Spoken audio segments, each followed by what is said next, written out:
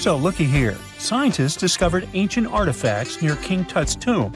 Turns out, his VIP final resting place looks more like a public graveyard with about a dozen wooden coffins that's been there for around 3,600 years.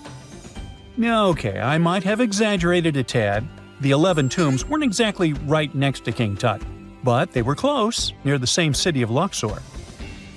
New findings in Egyptian tombs can help us piece together what life was like in ancient Egypt. And guess what? Ancient Egyptians seem to have been remarkably like us, modern humans. Say, the women have always loved jewelry, and archaeologists retrieved a beautifully made necklace with 30 amethyst beads and 2 agate beads, plus a hippo head amulet. Bet it was all the rage back then. Researchers also discovered 2 copper mirrors. One had a handle shaped like a lotus, and the other was decorated with Hathor, the ancient Egyptian deity of the sky, women, fertility, and love. These recent excavations near Tutankhamun's burial site led to another jaw-dropping revelation. For the first time in thousands of years, fragments of Queen Hatshepsut's Valley Temple were uncovered. This fearless woman was thought to be the second female pharaoh, who ruled with both courage and wisdom, leaving a legacy as solid as the stones themselves. Her temple, hidden for ages, opens a window into a time filled with power, intrigue, and spiritual devotion.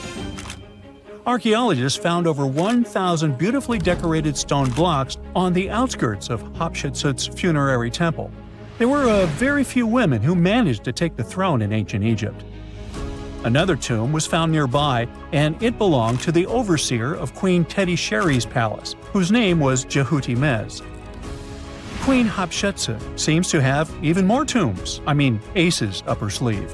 These tombs were carved into the rock instead of being built as pyramids, showing a unique ancient perspective on how to protect the soul in the afterlife. Experts managed to retrieve some cool ancient pieces from the site. Toys made of clay, mummy masks, winged scarabs, and some amulets. Sadly, there surely used to be way more artifacts, but over the last centuries, there have been people other than archaeologists to stumble upon this site. It's likely that looters got to these tombs before them and may have taken some valuable items. But they did leave behind some cool stuff for the researchers, like pottery used for offerings of bread and meat, along with archers' bows that connect the tomb's owners to the Egyptian military. Meanwhile, soul protection is way more important than you might think, especially if you're roaming around Luxor looking for ancient secrets. You aren't scared of King Tut's curse, are you? Let me tell you what happened to those who weren't scared, but promise me to take it with a dash of salt, okay? For years, Egyptologists, especially those who believed in paranormal activity, were convinced that there was an unsettling curse surrounding Tutankhamun's archaeological discoveries. This belief stemmed from the mysterious and untimely demise of several excavators who discovered the tomb in 1922 with no logical explanation for why they passed away. It was just easier to chalk it up to something supernatural and avoid the whole mess. But it turns out it wasn't a curse at all. It was likely the radiation that caused those excavators to perish.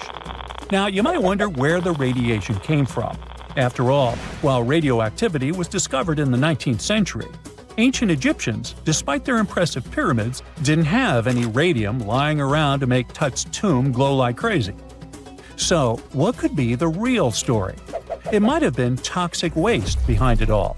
Toxic levels of radiation from uranium and hazardous waste have been lurking inside the tomb since it was sealed over 3,000 years ago. The burial chamber of Tutankhamun's tomb reportedly has such high radiation levels that anyone who steps inside could easily end up with a fatal dose of radiation sickness or an incurable condition. By the way, you can have a somewhat similar level of radioactivity if you don't get rid of those moldy dinner leftovers you left to perish in your fridge a month ago. But this radioactivity isn't exclusive to Tutankhamun's tomb. Ancient Egyptian artifacts discovery is rewarding yet dangerous due to unusually high radiation levels in Old Kingdom tombs all over Egypt. Geiger counters have detected radiation at 2 sites near the Giza pyramids, and radon, a radioactive gas, has been found in several underground tombs in Saqqara. Interestingly, Experts believe that the builders of these ancient tombs were aware of the toxins, as some eerie warnings were carved into the walls of many tombs. One inscription ominously declared, "They that break this tomb shall meet their end by a malady that no doctor can diagnose." Other ominous phrases like "forbidden," "due to evil spirits," only added to the fear that supernatural curses haunted these ancient sites. Ominous signs have stunned archaeologists since forever, but the fear grew even stronger a century ago with the mysterious passing of Lord Carnarvon, who funded King Tut's excavation in 1922 and reportedly explored the treasure-filled rooms, along with several others who entered the tomb. Arthur Weigall, another British Egyptologist who was present at the tomb's opening and is credited with starting the curse myth, passed away young when he was just in his 50s in 1934. Chances are the condition that made him pass was connected to radiation. In total, 6 out of the 26 people who were there when the tomb was opened met their end within a decade from various causes. Not only X-ray exposure, those reasons include asphyxia, stroke, heart failure, pneumonia, and even poisoning. Well, isn't this getting a little grim? There was one guy who opened the tomb and somehow managed to avoid the infamous curse, Howard Carter, or so it seemed. Some folks pointed to his survival as proof that the curse wasn't real. After digging up the tomb, Carter published several books on the topic and shifted gears from archaeology to dealing in antiquities for various museums. Despite dodging demise or injury, rumors swirled about how the curse may have impacted him in other ways. One of the big stories linked him to Lord Carnarvon's daughter, Evelyn.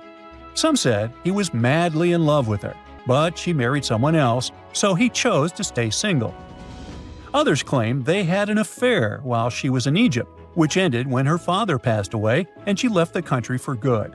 However, there wasn't much evidence to support these stories. Evelyn was just 6 when they met, and they remained friends until his last breath. She was even one of the few attendees at his funeral, but denied any romantic involvement, saying they weren't that close. A year after the revolutionary discovery near King Tut's tomb, Evelyn married politician Sir Brograve Beauchamp and had a daughter. That same year, Beauchamp toured the tomb with his parents, guided by Carter himself. Carter never married and, aside from those posthumous rumors about Evelyn, had no other romantic connections. While the curse adds an intriguing twist to his life story, his tendency to keep relationships at arm's length was evident long before the tomb was opened. It seemed Carter just wasn't a people person. In 1939, after battling a serious illness, he ultimately succumbed to fate. He was 64, which was a pretty common life expectancy in the UK back then, so no one really thought it was off and linked it to an ancient curse. When he passed, it turned out he had several artifacts from Tutankhamun's tomb in his London apartment, which were eventually sent back to Egypt, marking what some viewed as the curse's end. Who knows? Maybe if he hadn't had all those ancient souvenirs at his place, he would have lived way longer. But all the other demises might seem off. The curse theory was likely fueled by some strange events during the excavation. Carnarvon got a mosquito bite that became severely infected, and around the time they opened the tomb, Cairo experienced a bizarre power outage and a freak sandstorm. Back in England, the Earl's dog, Susie, managed to escape from Carnarvon's house and began barking frantically at seemingly nothing. At least that's what the staff and family saw. Strangely enough, at the very moment her owner's heart stopped, Susie started howling and fell down without showing any signs of life. Maybe radiation didn't play a crucial role after all, and those were indeed ancient artifacts from King Tut's tomb that made them all perish. Spooky, huh? A hidden chamber, unusual wall scans, sealed spaces behind ancient stone. For years, archaeologists searching for Queen Nefertiti's lost tomb believed they were chasing a dead end. But new discoveries inside Egypt's Valley of the Kings are bringing the mystery back again. And some researchers now think one of the greatest royal burials in history could still be hidden behind walls that have already been studied for decades. The center of the mystery is the tomb of Tutankhamun, one of the most famous archaeological discoveries ever made. In 1922, British archaeologist Howard Carter uncovered the young pharaoh's nearly intact tomb, filled with gold, jewelry, statues, and more than 5,000 artifacts. But there was always something strange about the tomb itself. Compared to other royal tombs in the Valley of the Kings, Tutankhamun's burial chamber is unusually small and oddly designed.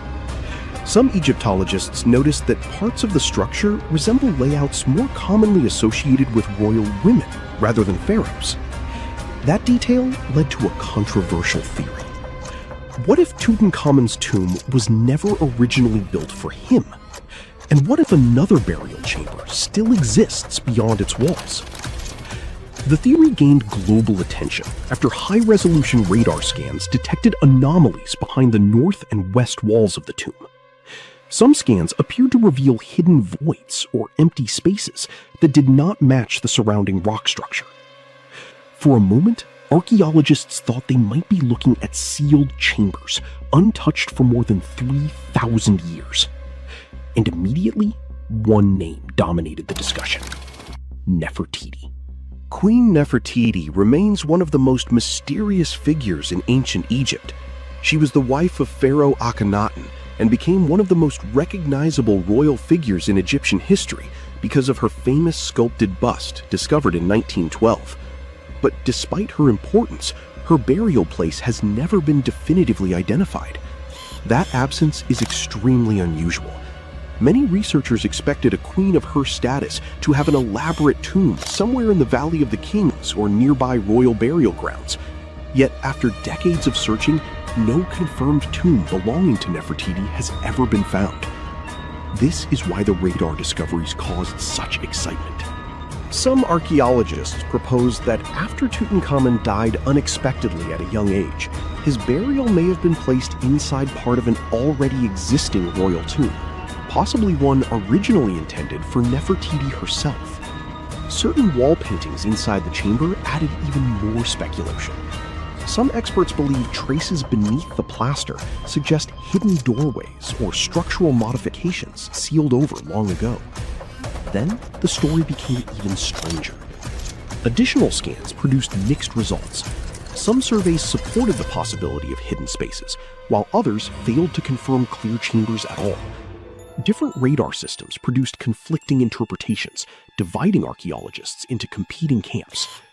But despite the disagreement, interest in the theory never disappeared. And there is another reason the mystery remains alive. Only a relatively small portion of the Valley of the Kings has been fully explored using modern technology. Recent ground-penetrating radar surveys continue identifying underground anomalies, tunnels, and unexplained voids throughout the region. In other words, there may still be undiscovered chambers hidden beneath areas archaeologists thought they already understood. Some researchers now believe entire sections of royal burial complexes could remain sealed behind collapsed passages or intentionally hidden walls. If a chamber connected to Nefertiti were ever discovered intact, it would instantly become one of the biggest archaeological finds in modern history. A royal Egyptian tomb untouched for over 3 millennia could contain preserved inscriptions, ceremonial objects, jewelry, and historical records capable of changing what we know about one of ancient Egypt's most important dynasties. But archaeologists remain cautious. Physically drilling into or opening hidden sections inside Tutankhamun's tomb carries enormous risk. The paintings and structures are fragile, and even small mistakes could permanently damage irreplaceable artifacts. For now, scientists continue relying on non-invasive scans, thermal imaging, and underground mapping technologies to search for answers. And despite years of investigation, the mystery still refuses to disappear. Because somewhere beneath the Valley of the Kings, archaeologists may still be searching for the most famous missing tomb in ancient Egypt.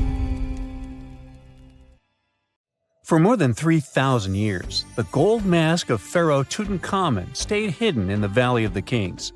This artifact, which stands about 21 inches tall, shows how skilled and artistic the ancient Egyptians were.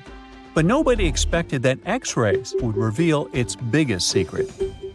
King Tut was the last ruler of his family during the 18th dynasty. He took the throne at just 9 years old, but ruled for only 10 years before he passed away unexpectedly.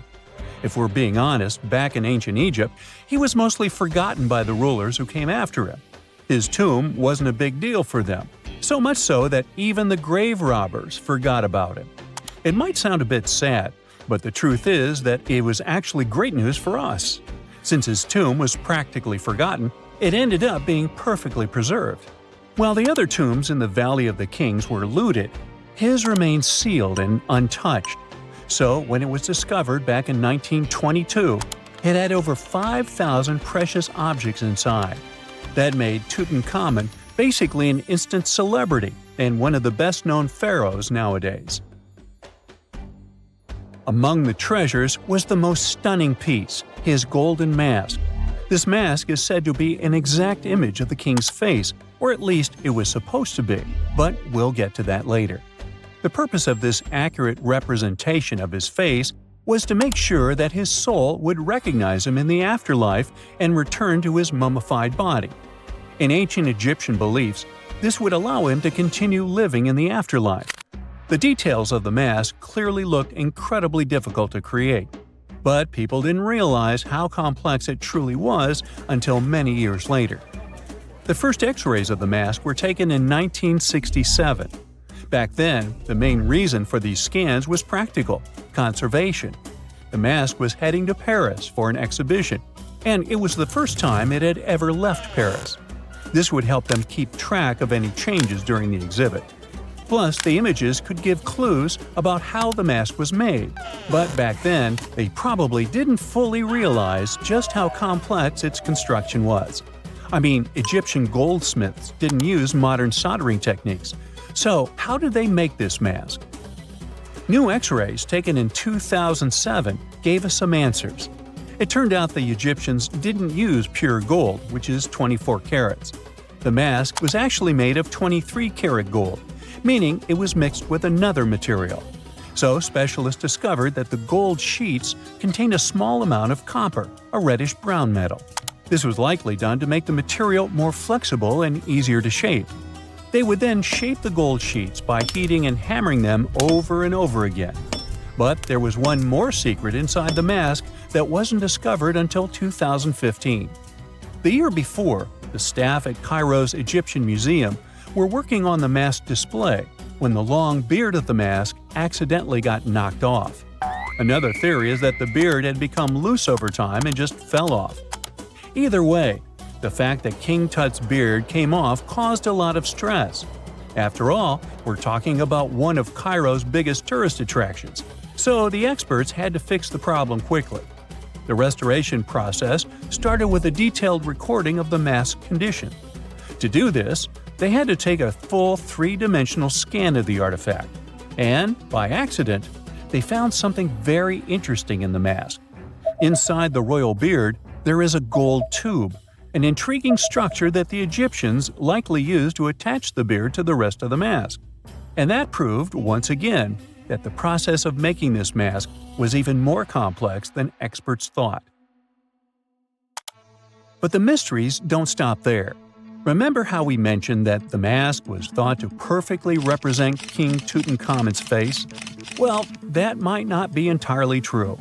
Some popular theories suggest the mask was never meant for him and was actually made for someone else.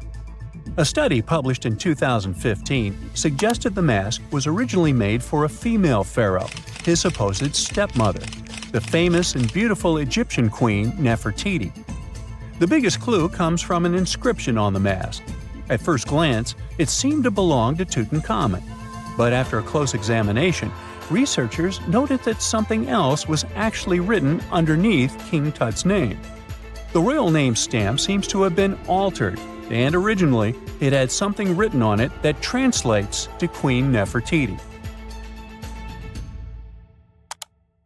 There is another feature of King Tut's golden mask that was overlooked for years, which adds even more mystery. As we mentioned earlier, experts believe he wasn't respected much by the pharaohs who came after him. And one of the clues that made archaeologists think this is the pierced ears on the mask. Some researchers believe that King Tutankhamun wouldn't have worn earrings after he was a kid. So, according to their theory, by the time he passed away at 18, he shouldn't have been represented with pierced ears. This could also support the idea that the mask originally belonged to Nefertiti, or maybe to someone who wasn't even connected to King Tut. But the mask isn't the only source of mystery. In fact, his whole tomb is full of puzzles. Recently, historians found a sign that the place where King Tut was supposed to be buried was changed at the last minute. For years, experts wonder why a pharaoh who ruled for 9 years ended up in such a simple tomb. When compared to the grandeur of other pharaohs' tombs, his tomb seemed, well, a bit plain. The idea that a king like Tutankhamun would have such an unremarkable resting place just doesn't match up with the power and importance he must have had in ancient Egypt. So, what happened? Well, apparently, this might have something to do with his successor, Pharaoh I. After King Tutankhamun passed away, researchers believe that I made sure to erase him from Egypt's history. So, one theory suggests that he was probably behind the quick decision to place King Tut's body in a smaller, less impressive tomb. When experts looked at I's own tomb, they found something interesting. There is a large wall covered in painted baboons. This is the same type of artwork found in Tutankhamun's tomb. It seems like the same person might have chosen the artwork for both tombs. Now, the design and decoration of the two tombs are almost identical, suggesting there was a shared hand behind both. But there is one key difference. I's tomb is fit for a king. It's much bigger and more impressive, even though the style and artwork are similar to what you see in Tutankhamun's tomb. So the theory suggests that I decided what went into both tombs. Since Tut passed away unexpectedly at a young age, his grand tomb wasn't finished in time. Normally, pharaohs start building their tombs while they're still alive to make sure everything is perfect. But Tut passed away when he was just 18, so there wasn't enough time. I may have taken advantage of the situation, ordering a smaller tomb for Tut and keeping a larger one for himself. Experts believe this theory explains why Tutankhamun's tomb is so simple and how I managed to wipe his memory from history so easily. But in the end, the story of King Tut's mask and tomb is full of mystery and intrigue. Each new discovery sheds more light on what really happened all those years ago. But one thing is for sure, the secrets of ancient Egypt still have much to reveal, and King Tutankhamun will continue to fascinate people for years to come. We all know some iconic symbols. The Statue of Liberty screams USA, the Eiffel Tower represents Paris, and this mask? Undoubtedly, it's Tutankhamun's, right? Sometimes it feels like historians have squeezed every last drop out of the King Tut story. But guess what? The most obvious details often slip right under our noses. Like the fact that this famous mask didn't actually belong to him, nor was it ever meant for him. Stick with me for the details. Can we get a close-up of that mask? Thanks. See those holes? Yep, they're for earrings. And no, it's not that they had anything against jewelry. But back in ancient Egypt, earrings were typically worn by high-status women or kids. Now, if you know your history, you might say, but Tut was a boy king, wasn't he? You're spot on. He began his reign at just 9 years old. Sadly, that didn't last long as he passed away at a very young age. So when he was 9, he might have worn earrings, but he probably took them off when he hit that no earrings age. Sounds reasonable, right? Actually, not quite. That would have been pretty strange since nobody expected him to pass away young. Certainly not at 9. So no one was preparing a kid's mask for a burial. It's this untimely demise that suggests that the mask used was simply the best option available when Tut passed away. There are more clues pointing to the idea that the mask was found in a hurry. Let's think about this. Even though Tut was mummified and his body could wait a bit, His loved ones wanted him to reach the afterlife ASAP. Some experts even believe the paint in the tomb was still wet when it was sealed. But look at his mask. It's a masterpiece. There's no way it was made in a rush. It's way more elaborate than other simpler cartonnage pieces. The renowned mask of King Tut stands 21 inches tall, adorned with precious stones, and features a golden beard that weighs 5.5 pounds, making the entire mask 22.5 pounds. Okay, I'm a bit confused here. So it seems like it was probably a kid's mask, but it had a beard? I've never seen a 9-year-old with a goatee, and I'm guessing you haven't either. Just think about it. A grown man's face compared to a kid's face. Fun fact for you, our faces pretty much stopped growing at the age of 16, so by 19, Tut would have definitely had the face of an adult man. Can you imagine trying to fit a relatively small kid's mask on a grown man?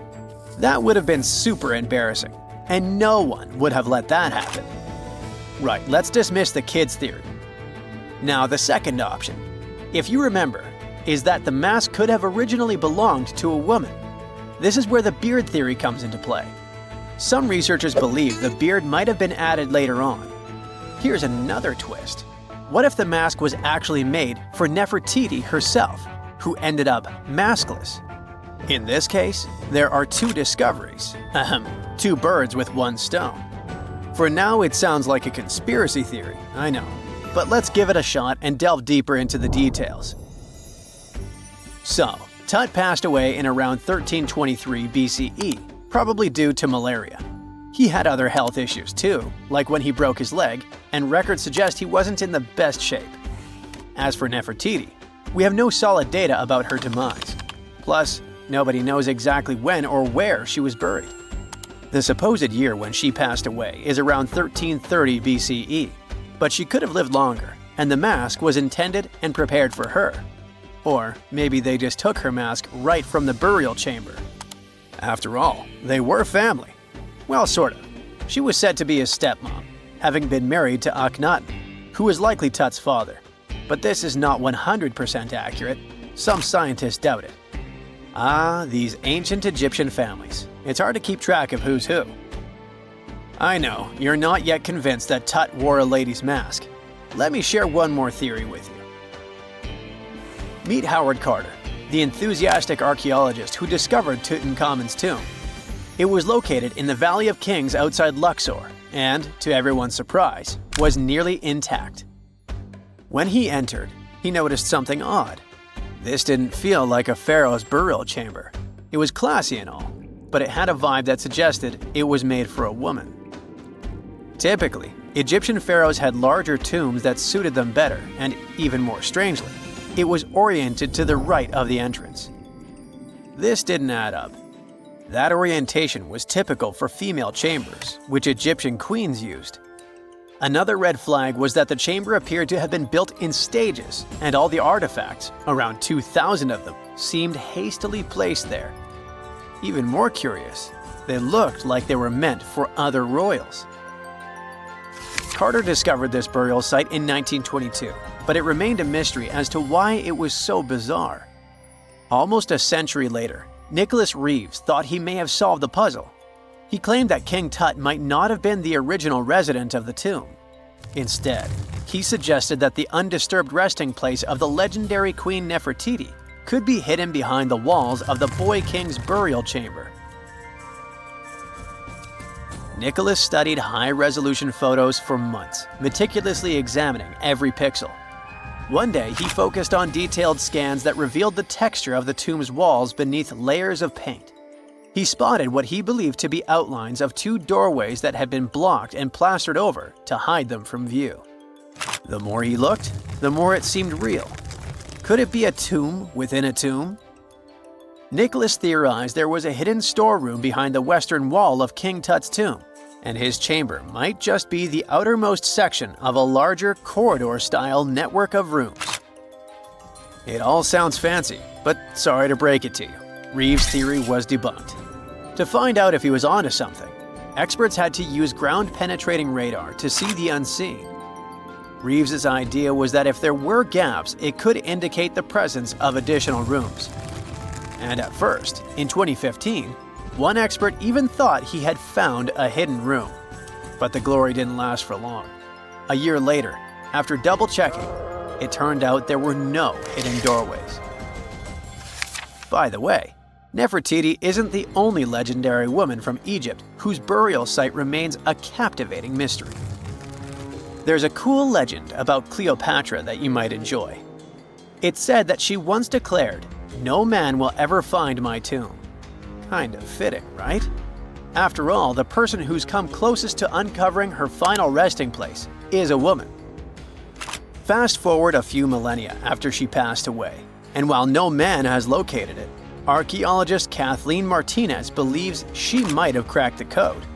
She's been on the quest for Cleopatra VII's tomb for nearly 20 years, and recently discovered a bust that she thinks represents the famous queen. However, not everyone is on board with her claim. Some experts argue that the bust doesn't resemble Cleopatra at all. Alongside this intriguing marble statue, Martinez's team also unearthed 337 coins, some of which, less controversially, feature Cleopatra's likeness. But the real part is that it's still not officially confirmed. There's no doubt about the existence of the small bust. It's carved from white marble, fits in one hand, and shows a woman wearing a royal crown, according to a translated statement from the Egyptian Ministry of Tourism and Antiquities. The big question, though, is who it actually depicts. While Martinez insists this statue is a representation of Queen Cleopatra VII, many other archaeologists argue that the facial features don't match, suggesting it likely belongs to a princess instead. Sorry, I can't resist the temptation of breaking the magic for a moment. Some folks believe that the whole idea of "no man will find my tomb" is misunderstood. Even if she did say it, what she probably meant was "no living soul," and it wasn't about gender at all. It can as well be just a beautiful legend. Toodaloo!